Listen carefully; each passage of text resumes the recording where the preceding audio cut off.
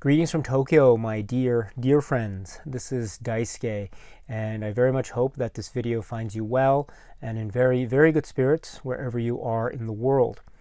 And today I'd like to continue on, if you don't mind, with our discussions of the October films. Now, this is in keeping with what might be deemed to be a sort of Halloween tradition, in keeping with the season after all. And so for many, this means watching films that have a slight Halloween bent to the narrative. Perhaps there are some scary bits to the film itself, or things of that nature in terms of genre, in terms of specific types of stories, and the like. Today, I'd like to continue on with the number of videos that I have uploaded here thus far, and to focus my attention today on a film that was from 1997. This is from Japan, and it's an utterly fascinating, endlessly fascinating film. This is starring the great actor Koji Yakusho and directed by the great director Kiyoshi Kurosawa. The name of the film is Cure.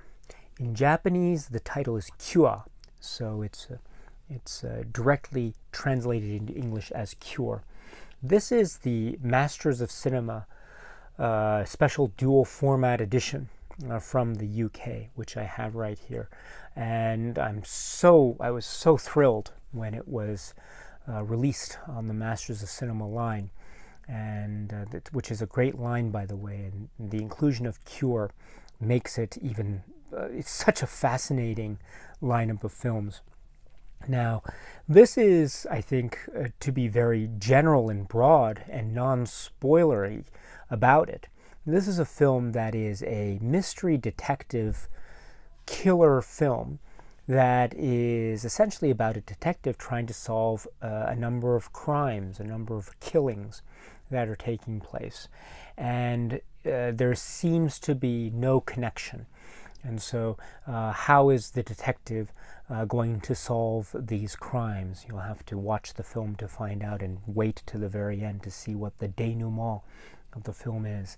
So that, in essence, is what the film is about. And so it is, in one sense of viewing, it is a genre film that is a mystery detective thriller. And in those genre terms, it operates most effectively. There are real great scenes of mood and atmosphere and style. There are appropriate moments of dread and also feelings of great unease that are generated by the wonderful cinematic applications of mise-en-scène, sound, editing in particular, that are employed by the filmmakers involved, and in particular the director Kurosawa. And so in that vein, this film operates most splendidly. However, what makes this film even more fascinating is the fact that it really tries to take a lot of risks in terms of taking the material and really weaving it, and maybe just really massaging it and turning it into something that is also exploring different avenues of cinematic approach, apart from, or in tandem with, or together with, the mystery thriller detective genre. And so what do I mean by this? It goes in directions of real psychological horror that also has really interesting connections with concepts of hypnotism, mesmerism, the idea of unlocking the secrets of the subconscious in a way that is quite clever. And so the lead up to these sorts of avenues of cinematic approach, I think, is very fascinating, and it's in keeping and with the mystery tradition. But when we are in full exploration of these psychologically related cinematic approaches, I think we are getting into much more territory of real psychological depth that leads to quite fascinating and oftentimes inexorably shocking conclusions, which in turn adds to the element of the sense of horror and dread and foreboding that was suggested in a direct reading of this film, being a mystery thriller detective murder mystery story. And so I love the way it has a lovely organic construction that is made up of many components, and yet still they each serve each other most complementarily. So that is, I think, one of the great strengths of this film, Cure. It is a film that is also it also has certain moments of, I think, shocking violence. But please also note that I think it's one of its other primary foci is the stress or the emphasis on the real atmospheric horror and the atmospheric dread. And to be even more specific, it is the idea of the stress that is placed on the psyche of the human mind, and to what extent can the human heart and the human mind withstand the impulse or the yearning or the need or the hunger to want to break free from all the restraints that otherwise prevent us from acting out on our impulses.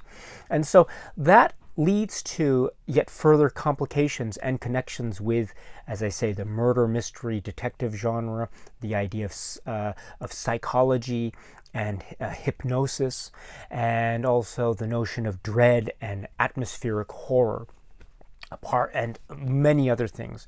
And that's what makes this film, I think, utterly fascinating. And to be even more, let's say, rooted in what might be deemed to be a cultural examination.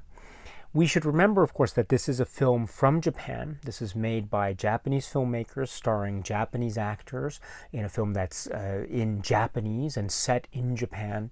And so there is a modern take on this film. And of course, it's dealing with a genre that is not exclusive to Japanese cinema.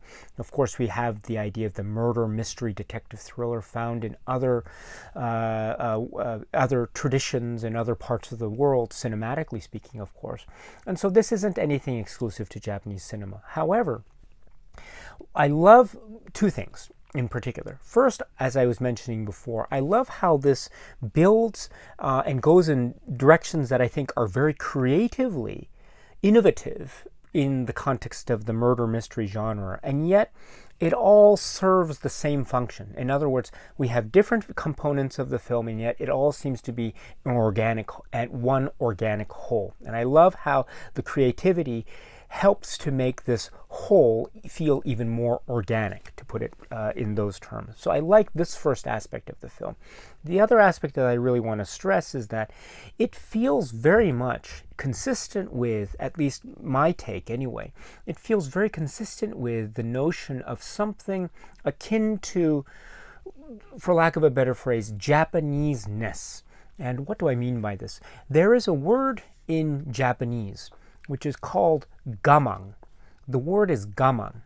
And gaman can be translated, or my explanation in English of the meaning of the word gaman would be something like being patient, not giving in, and just trying to just hold your ground and not yield to anything. And so what do I mean by this? So people, whenever, for instance, if I go to the doctor and I get a regular checkup and they have to put an injection into my arm or something, it's a little bit of a painful few seconds, but the doctor might say, gaman shite, so just hold on for a little bit, it's almost over. Or the idea of gaman, along those lines, being the idea of being patient and not blowing your top, not getting angry, but just holding it all in. Even though you want to explode in some kind of emotion, you are not emotional. You just keep your cool. That is the notion of gaman. And in Japanese culture, this idea of gaman is, more or less, it is looked upon as being a positive trait because of the idea of not necessarily showing a burst of emotion. And this not showing of emotion is, generally speaking, a way of maintaining a sense of the societal harmony, as it were. Now, of course, this doesn't apply to everyone in Japan, and I don't want to suggest that this is a blanket statement on how all Japanese think, because that's not the case at all. However, please note also that it is a concept that does exist, and there is a